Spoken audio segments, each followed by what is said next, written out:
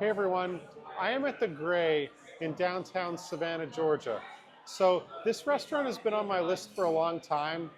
It's named after a Greyhound bus station which used to occupy the area. So where I'm sitting right now was the waiting area, and you can see the gates behind me.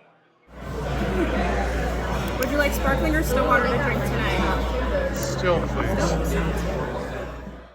Now the drink menu is almost as thick as Mashama Bailey's book, it seems like, but I am going right to the mocktail section. And if you look here, they have a mocktail called Soundgarden, so I knew what I was ordering right away. So this is strawberry, grapefruit, and there's some mint on top.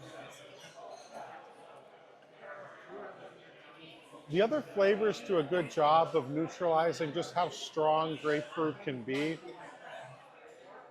And these are the oysters. We have some from Washington, North Carolina, Alabama, Massachusetts, and more from the Evergreen State, Washington. The food menu here is divided into dirt, water, pasture, and pantry. So I'm starting off with the Crudo, which is definitely from the water. Tonight, it's red snapper in a fig leaf oil. I believe you have pieces of fig leaf in there too. So it's sliced very thin.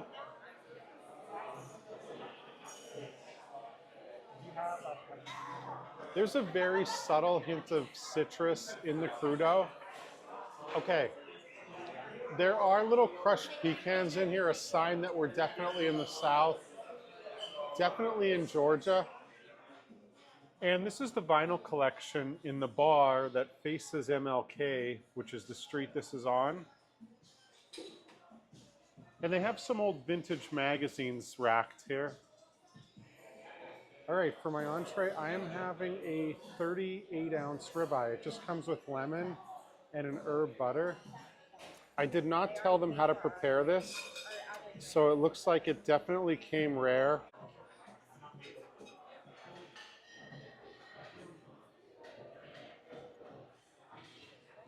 All right, the steak, it's a little bit salty.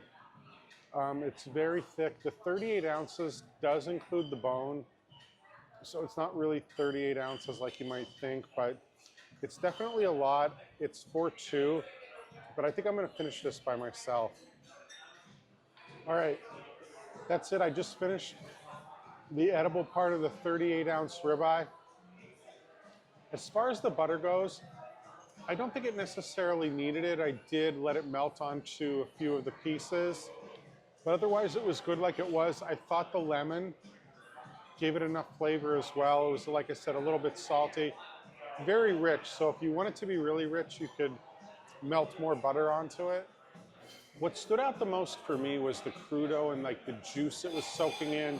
I believe it was fig oil or fig leaf oil. But either way, the pecans, the fig leaf oil, I just wanted to drink it. I thought that was really good, and I may order that one again if I come back. So I wanted to mention that you really need to book your reservation in advance here. So I knew I was coming here just a day or two before, and the only reservation I was able to get was 9:30 at night, hence why it's so dark here. For dessert, I'm having the butterscotch pudding, which is more southern than the things that I ordered off the savory menu. There's this, and then there's a peach upside down cake. That's chantilly cream, peanut brittle, and then the butterscotch is right here.